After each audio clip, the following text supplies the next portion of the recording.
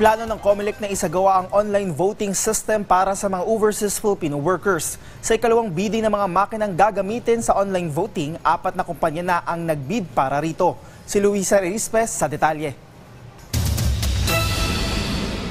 Patuloy ang Commission on Elections sa paghanap ng paraan para mapadali ang pagboto ng mga overseas Filipino workers sa 2025 elections.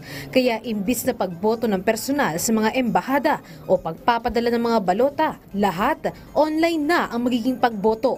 Ang primary mode of voting na po sa ating overseas voters sa May 2025 ay ang internet voting na po. Magaganap lamang yung ating sinasabing in-person voting o kaya yung mail-in voting dun po sa mga bansa na hindi pinapayagan ang pagkandak ng internet voting.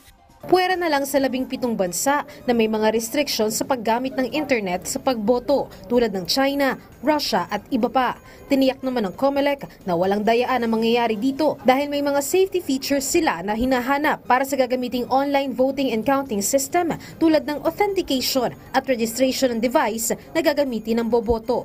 Kaya nga po itong sistema na pinoprocure ng COMELEC ay ma-assure namin kayo na una pa lang dun sa umpisa meron ng authentication, meron po kayong enrollment. Mako-confirm at ma-audit at marirecord natin hindi lamang yung pagrehistro at pag-enroll ninyo, kundi yung pagboto. Sa ngayon, wala pang nakakontrata sa COMELEC na gagamiting online voting system ng mga OFWs. Pero binuksan na nila ang ikalawang bidding at may 4 na kumpanya na nagbid para dito. Ang kontrata naman ay nagkakahalaga ng higit 465 million at target na makapag-procure ng COMELEC ngayong buwan. Luisa Erispe para sa Pambansang TV sa Bagong Pilipinas.